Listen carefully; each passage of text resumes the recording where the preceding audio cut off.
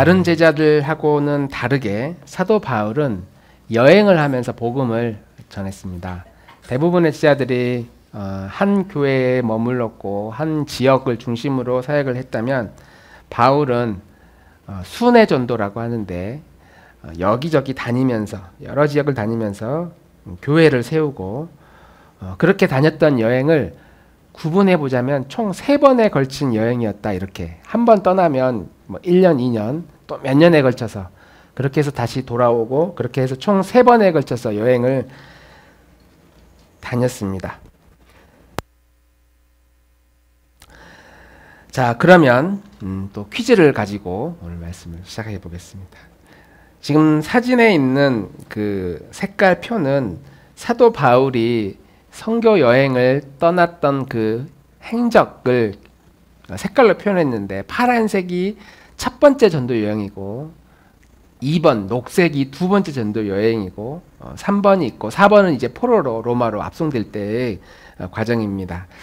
오늘 우리가 읽은 사도행전의 16장 빌립보라는 도시에서 복음을 전했는데, 이 빌립보에서 했던 선교 여행은 몇 번째 선교 여행에 해당이 될까요?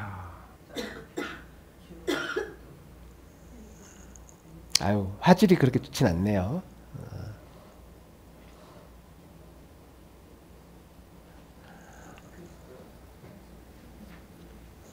네, 참고로 자, 여기는 이스라엘이죠. 지금 이스라엘이고 이쪽 지역은 터키, 지금의 터키 지역입니다. 저 위가 우크라이나 있고 여기가 지금의 루마니아인가? 네, 그렇게 있습니다. 이탈리아 쪽에 있고. 자, 몇 번? 자, 장우리 2번 몇 번째 여행? 두 번째 여행. 2차 선교 여행 때 바울이 갔다. 혹시 그 이유를 또 한번 설명해 볼 수 있을까요? 그냥 거의 반쯤 찍었는데 지난번에 보니까 어디 책을 찍었는데 위로 올라가더라고요. 근데 거기 가는 도중에 빌립보를 한번 들린 적이 있었거든요. 근데 위로 올라가는데 저기 원래 3번을 냈는데 3번보다 이번에 더 위에 있어가지고 3번보다 위 2번 있어가지고 굉장히 그럴듯한, 네, 그럴듯한 거의 근접한 답변이었어요. 2차 선교 여행 때 바다를 건너갈 계획이 원래 없었는데 밤에 꿈에 천사가 나타나서 야, 바다 좀 건너와서 선교를 좀 해라. 원래는 저 파란색 저 지역을 한 번 더 갈 계획이었어요. 도시 육지로 들어갈 계획이었는데, 야, 저 마게도니아라고 하는데 지금 저기 마게도니아 2차 전도 여행 옆에 마게도니아라고 있죠. 저 지역으로 바다 건너와서 우리 좀 도와달라. 마게도니아 사람이 나타나서 그렇게 환상 가운데 봅니다. 그래서 이건 하나님이 부르심이다 해서 저 바다를 건너가서 만났던 첫 번째 도시가 빌립보라는 도시였어요. 엄마 찬스를 안 썼나 봐. 대단한데요. 대단해요. 네. 자, 하나님이 사도 바울이 복음을 전하려고 여행을 다니다가 거기를 못 가게 하고, 야, 이쪽으로 와. 거기 가지 말고 여기 와서 복음을 전해. 그래서 바울은 순종하는 마음으로 계획을 바꿔요. 만약에 그 T형이었다면 엄청 짜증났을 거예요. 나 계획 다 세워놨는데 갑자기 다른 데를 가라고 하니. 근데 그것보다 자기의 성향보다 뭐라고요? 아무튼 자기의 성향보다 하나님이 시키는 그걸 더 중요하게 여겨서 순종하는 마음으로 바다를 건너가서 낯선 땅은 빌립보로 들어가게 됩니다. 자, 하나님이 오라고 했고 여기에 뭔가 있나 보다. 복음을 전할 때 이곳에 진짜 복음을 들을 만한 사람이 있나 보다 라는 라는 뜻으로 알고 빌립보에 도착하자마자 체포되고 감옥에 갇힙니다.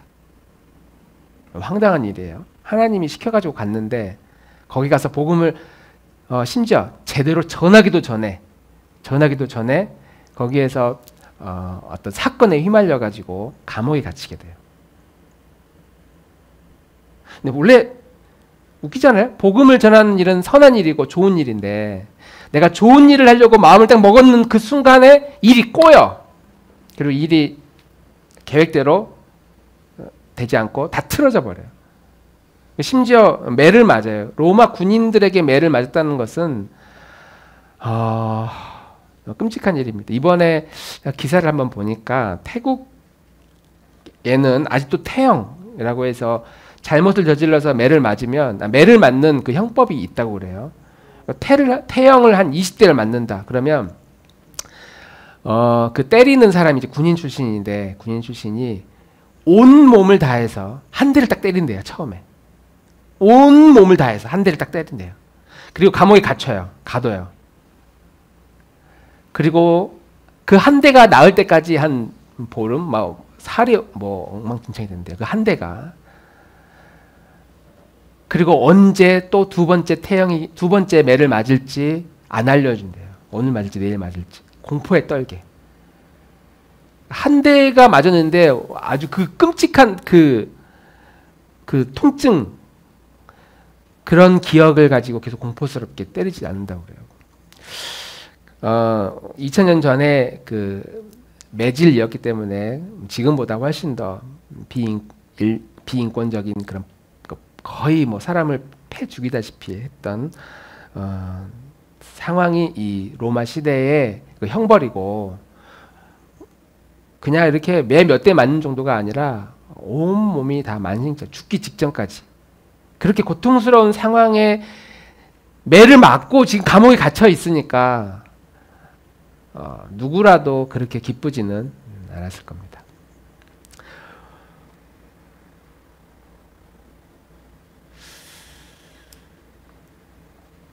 근데 복음을 전하기 위해서 선한 마음을 딱 먹고 그래서 순종을 딱 했는데 그 현실은 어려움을 만나는 것, 이것이 우리 그리스도인들의 운명과 같은 것이 아닌가. 이렇게 예수님을 딱 믿고 내가 예수님을 잘 믿어봐야 되겠다. 한번 마음을 먹고 내일 하루 딱 살아가기 시작하면 내일부터 엄청난 마음의 갈등과 또 유혹들과 마음의 무너짐들이 우리에게 찾아옵니다. 내가 이렇게 진짜 제대로 한번 믿어봐야지라고 결심하는 순간 굉장히 외로워지고 내가 살려고 하는 그 결심이 사탄이 가만히 두질 않아요. 끊임없이 공격합니다. 그냥 대충 믿고 살기로 마음 먹고 산다면 사탄도 별로 건들질 않아. 너 마음대로 그냥 교회 다녀? 괜찮아, 다녀. 그래서 내가 교회를 다니고 믿음으로 정말 신실한 하나님의 사람으로 살아야 되겠다라고 결심하는 순간 사단이 얼마나 공격하는지 몰라요. 그래서 주님의 자녀로 살아간다는 것은 참 그 길이 좁고 험하고 또 외롭고 그런 길을 걸어가는 우리 나들목 교우들을 축복합니다. 할렐루야. 자, 감옥에 갇힌 바울, 그리고 함께 전도 여행을 다녔던 바울과 신라는 캄캄한 감옥에서 가만히 좀 있을 일이지 또 여기서 또 하나님을 찬양하겠다고 막 노래를 부릅니다. 다른 제수들이 다 듣고 간수들도 다 듣도록 막 노래를 불러요. 저라면 그렇게 못했을 겁니다. 간수가 와가지고 네가 아직 매를 덜 맞았냐, 너 이리 나와 하면서 비공식적인 매를 또 때릴 수도 있잖아요. 조용하라고, 한밤중에 잠도 못 자게. 저 같으면은 아마 그러지는 못했을 것 같은데 25절에 이제 이렇게 사도 바울은 이렇게 고백합니다. 25절 같이 읽겠습니다. 시작. 한밤쯤 되어서 바울과 신라가 기도하면서 하나님을 찬양하는 노래를 부르고 있는데 죄수들이 듣고 있었다.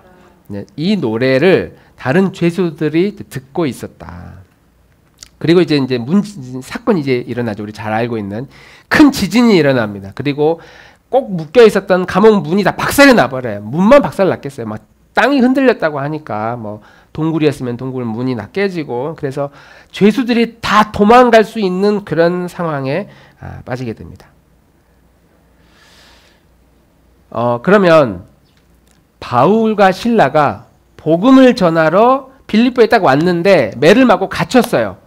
자기를 이제 문이 딱 막고 있어요. 나가고 싶어도 못 나가. 근데 이 문이 박살이 나서 딱 깨졌어.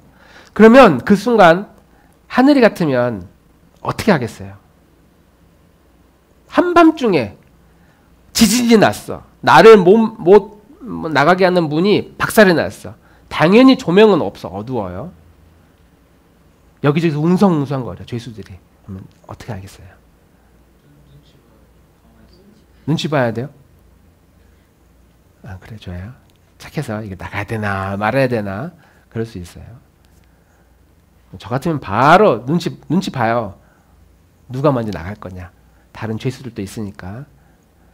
근데 그때는 판단을 빨리 해야 됩니다. 눈치 보면은 늦어요. 왜냐하면 이제 간수들도 이제 잡으러 올 거니까 이제 상황 파악을 하러 올 거기 때문에 저 같으면은 매우 빠른 결심을 할 거예요. 눈치를 딱 보다가 아무도 안 나가? 그럼 제일 먼저 뛰어나갈 거라고 저 같으면 도망가는 거죠. 일종의. 제일 먼저 도망갈 겁니다.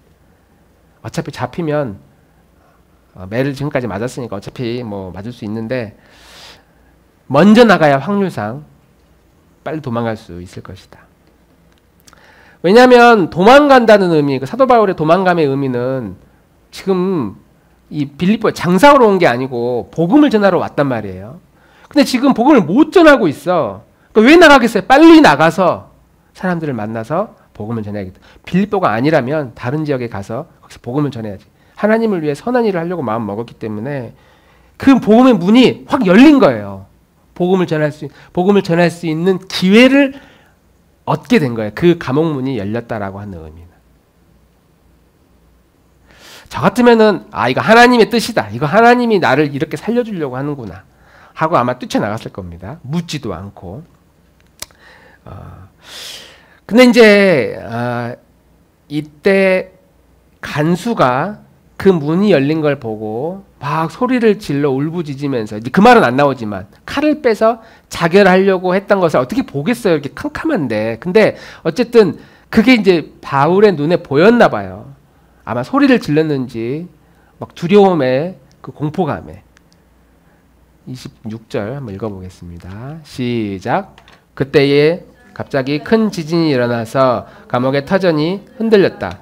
그리고 곧 문이 모두 열리고 모든 죄수의 수갑이며 착고가 풀렸다. 착고는 이제 발에 채우는 그 수갑이에요. 발에 못 도망가게.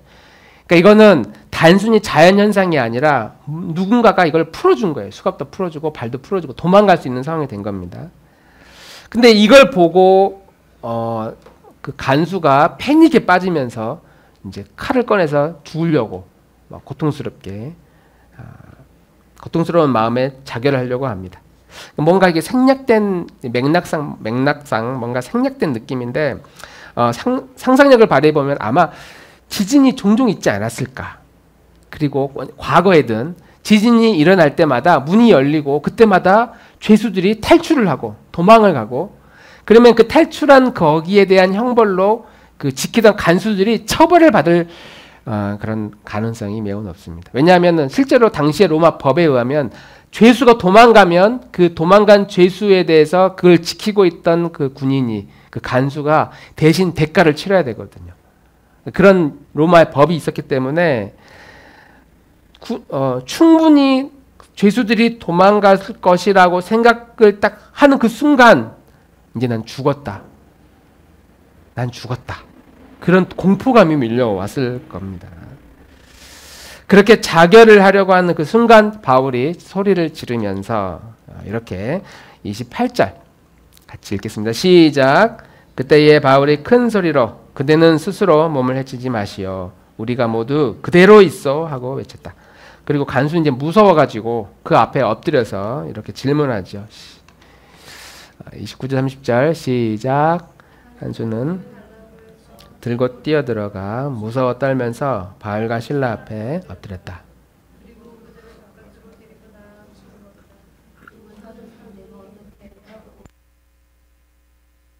네, 내가 어떻게 해야 구원을 얻을 수 있겠습니까? 바울은 이제 도망갈 수 있는 상황이었는데 도망가지 않고 오히려 두려워하는 이 죄수들의 마음을 안심을 시킵니다. 야, 우리야 도망가지 않고 여기 있으니까 야 죽지 마, 그러지 마. 안심을 시켜요.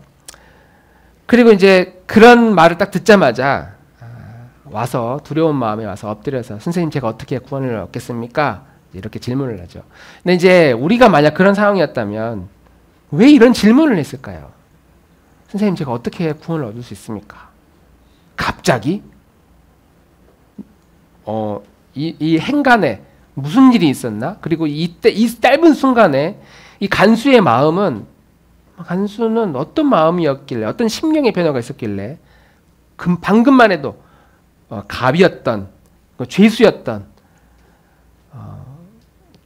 그러니까 죄수는 거의 인간 취급을 받지 않을 그런 신분의 상황 앞에, 사람 앞에 엎드려가지고 선생님 제가 어떻게 구원을 받을 수 있습니까?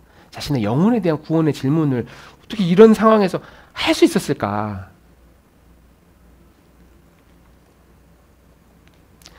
우리도 주일마다 와서 하나님께 이렇게 질문할 수 있다면 우리 영혼은 굉장한 영성을 소유한 신실한 그런 사람이 될 겁니다.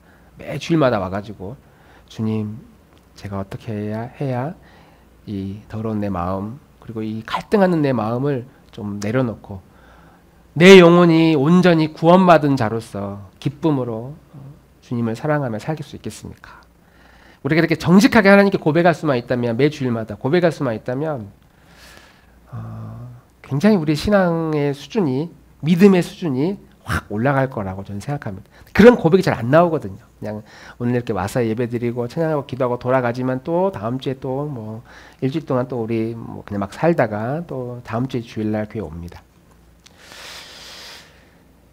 왜 여기서 이런 구원에 대한 엉뚱한 생뚱맞은 그 표현을 이 바울에게 할 수 있었을까?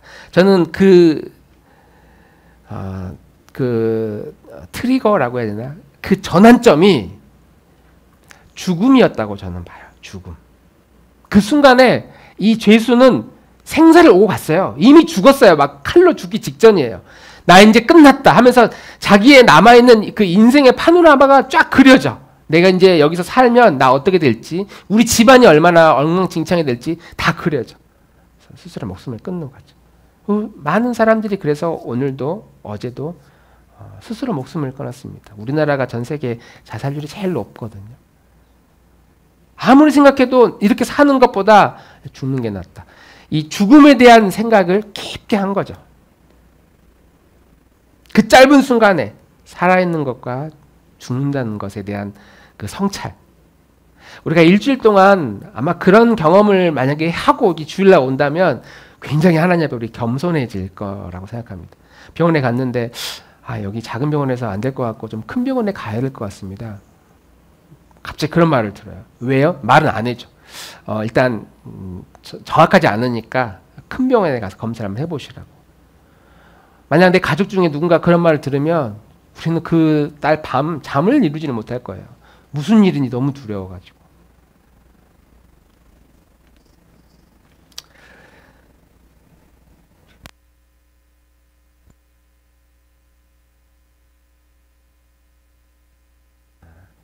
아주 오랫동안 성찰하고 고민해서 얻은 그런 결론일 수 있지만 때로는 이렇게 갑자기 찾아오는 죽음에 대해서 내 가족 중에 한 사람이 세상을 떠난다면 어떻게 될까? 그 순간 내가 소중히 여기는 것들 다 들여놓게 돼요. 우리 아이가 만약 이번 주에 교통사고로 아니면은 급사로 우리 엄마가 우리 아빠가 내일부터 볼 수 없다면 내 아내가 그러면 우리는 아주 그 멘탈이 나간 상태의 삶을 경험할 겁니다. 그렇게 삶과 죽음에 대해서 우리가 아주 짧은 순간이라 할지라도 아주 뼈저리게 느끼는 그 순간을 경험하면 우리는 이 다른 거 다 필요 없어. 그 순간만큼은 내 영혼에 대한, 내 가족에 대한 구원에 대한 고민들을 하게 된다는 것이죠. 하나님 앞에 진실한 질문을 할 수 있어요. 하나님, 제가 어떻게 해야 구원을 얻을 수 있습니까? 하나님, 저희 가족이 어떻게 해야 구원을 얻을 수 있습니까? 살 수 있습니까? 이 죽음에서 생명을 어떻게 건너갈 수 있습니까? 나와 하나님과의 관계를 다시 생각해 볼 수 있는 아주 결정적인 문제는 우리가 죽음 앞에 설 때, 내 영혼이 나의 죽음, 내 가족들의 죽음 앞에 설 때, 죽고 싶은 마음이 막 밀려올 때, 바로 그럴 때에 내 바로 가까운 곳에 주님이 계신다라는 사실을 우리는 기억할 필요가 있다. 바로 이 곁에 주님이 그것을 보고 있다 라는 사실을 기억해야 됩니다.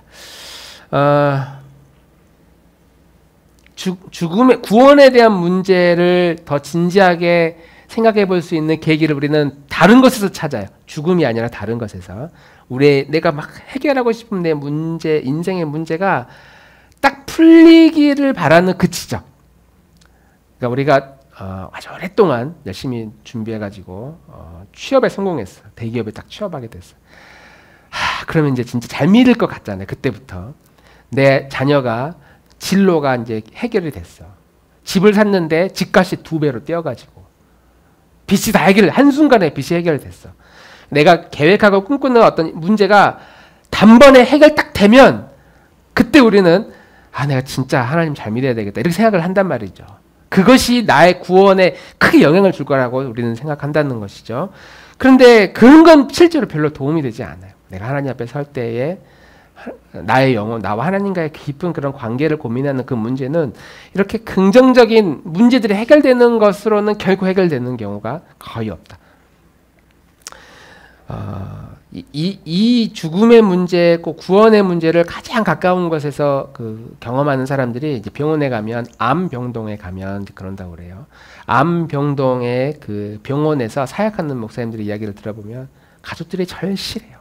아무리 병원에서 치료를 받고 해도 그 치료의 과정도 너무 고통스러울 뿐만 아니라 그 결과도 확인할 수 없기 때문에 그 당사자뿐만 아니라 가족들도 하루에 수십 번 생사를 오고 간다고 그래요. 내가 이렇게 사는 게 무슨 의미가 있나. 내가 먼저 차라리 죽는 게 낫다. 내 아이보다, 내 부모보다 차라리 내가 대신 죽어줄 수 있다면 스스로 또 죽을 마음을 먹는다고 그래요. 해결할 수 없기 때문에. 근데 그런 순간들을 만날 때마다 오늘 이 간수가 바울에게 던졌던 이 질문을 우리도 반복해서 끊임없이 던져야 된다. 하나님, 제가 어떻게 해야 구원을 받을 수 있습니까? 어떻게 해야 이 상황에서 건짐을 받을 수 있습니까?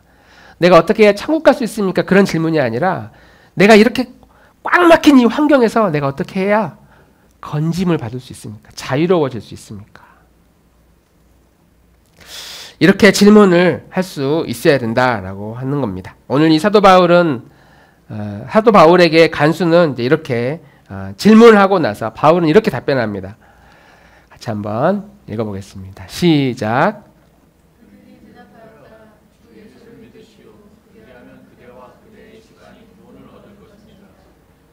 하나님의 말씀을 간수와 그 집에 있는 모든 사람에게 들려주었다. 놀라운 이야기를 해줘요. 주 예수를 믿으라. 그리하면 너와 내 집이 구원을 얻을 것이니라.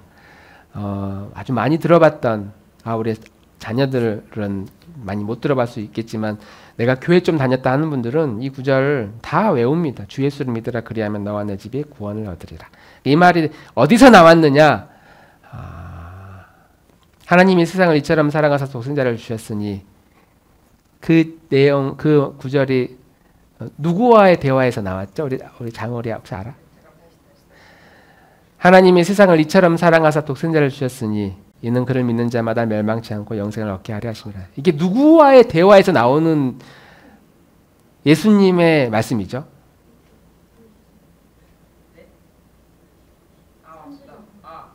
니고데모래요. 뭐라고요? 니고데모래요. 니고데모래요. 네, 아주 솔직했어요. 맞아요. 니고데모와의 대화 가운데서 이제 이 고백이 나왔고, 주 예수를 믿으라. 그리하면 너와 내 집이 구원을 얻으리라라는 이 구절은 감옥에 갇혀 있을 때 빌립보 간수들과의 대화 속에 어떻게 해야 구원을 받을 수 있습니까? 이렇게 물어보니까 거기에 대한 답변으로 주 예수를 믿으라. 그리하면 너와 내 집이 구원을 얻는다. 우리는 이 바울의 말씀을 이제 오해를 합니다. 이렇게 말하는 바울의 말씀을 이렇게 오해합니다. 주 예수를 믿으라. 그리고 믿기만 하면 너와 내 집이 구원을 받는다.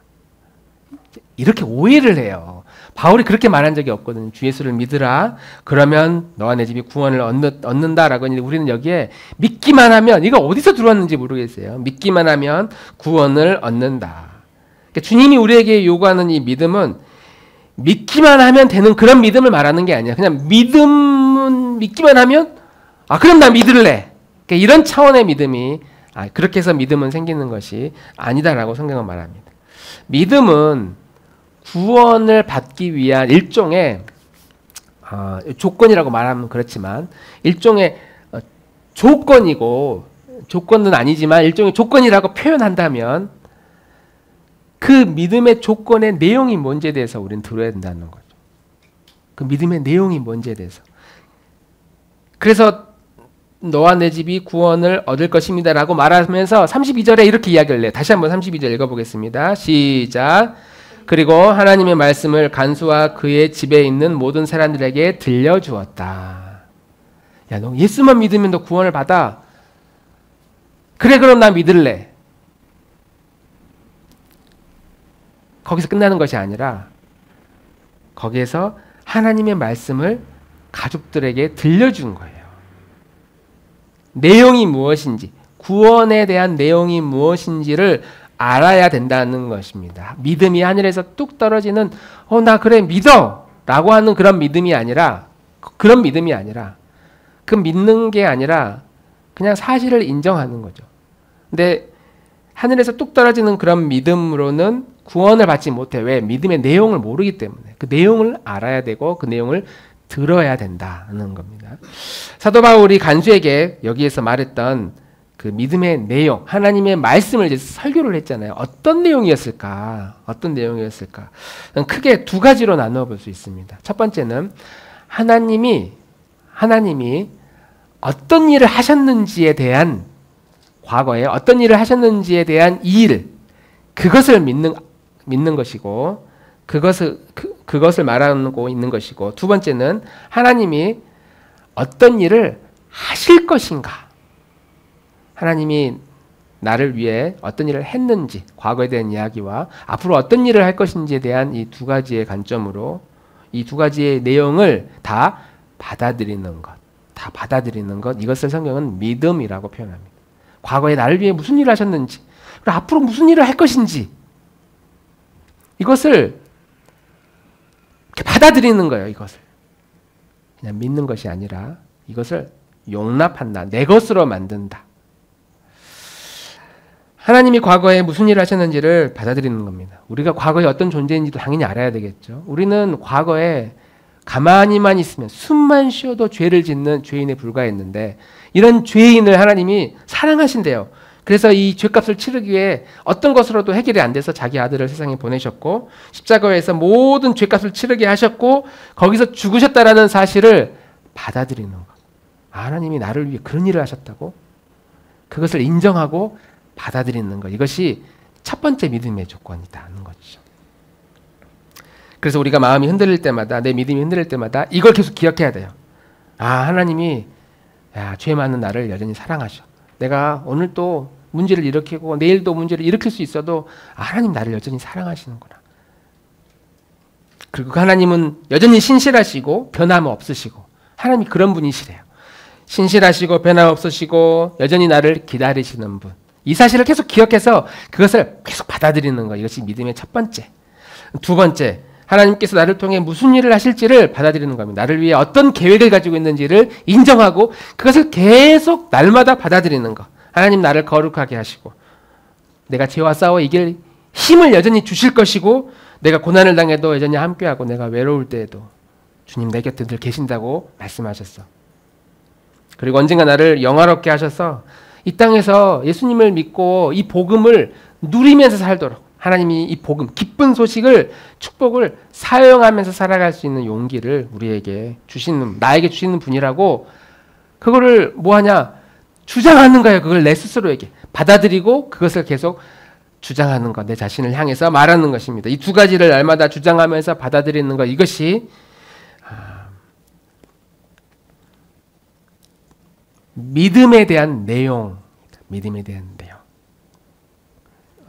만약에 주 예수를 믿으라 그리하면 너와 내 집이 구원을 얻는다 그러면, 그리고 나서 이 내용을 듣지 않고 좋아가지고 막 돌아갔다면 그의 가족이 구원을 받을 수 있었을까요? 너와 내 집이 구원을 받는다. 그러니까 내가 믿으면 우리 집 가족이 다 그냥 구원이 뚝 떨어지는 것이 아니라, 이런 내용을 딱 들었을 때에 이 간수가 뭘 했느냐? 가족들을 데리고 와서 가족들과 함께 그 말씀을 또 듣고 이 믿음의 내용이 무엇인지를 다 듣게 하고 그 가정에도 구원에 이르게 하는 축복을 얻게 되었다. 그러니까 예수님을 믿고 나 혼자 천국 갈 수 있겠구나라고 혼자 스스로 기뻐하며 좋아하며 살아가는 그 삶이 얼마나 이 비성경적인 내용인가? 혼자 즐거워하는 신앙생활, 혼자 기뻐하는 믿음 생활이라는 것은 없다는 거예요. 여기는 가족이라고 표현했지만 우리의 전도 대상자들, 내 옆에 있는 내 이웃들, 어떻게 하면 저 이웃들에게 내가 복음을 전할 수 있을까? 내 친구들에게도 어떻게 해야 이 기쁜 소식을 알려줄 수 있을까? 우리가 진정으로 이 믿음의 내용을 들었다면 그런 마음이 우리 안에 생긴다라고 하는 것입니다. 구원에 이르게 하는 믿음은 단순히 믿는다라고 하는 이 세 글자에서 머무르는 것이 아니고 그 믿음의 내용, 내가 무엇을 믿는지 그 내용으로 이어져야만 합니다. 그래서 주 예수를 믿으라 그리하면 너와 내 집이 구원을 얻으리라 라고 말한 다음에 이 구원의 내용이 무엇인지를 쭉 설명해 준 것과 같이 우리는 예수님을 믿기로 한 그 순간부터 그 믿음의 내용이 무엇인지를 쭉 설명을 들어야 되는 것이죠. 그래서 이렇게 교회에 와서 설교를 듣고 또 잊어버리는 우리를 위해서 주중에 각자 성경을 읽기도 하고 찬양을 듣기도 하고 또 설교를 한 번 더 듣기도 하고 이런 식으로 계속 읽고 듣고 하나님의 말씀이 내 삶에 늘 가까이 하도록 들어야 된다라고 하는 것입니다. 그래서 우리 인간의 구원이라고 하는 것은 예수님을 믿음으로 시작해서 내가 믿어야 되겠다라고 시작해서 그 믿는 내용이 이제 그 내용을 듣는 것으로 확인이 돼. 그렇구나. 이걸 믿어야 되는구나. 내가 이렇게 믿어야 되는구나.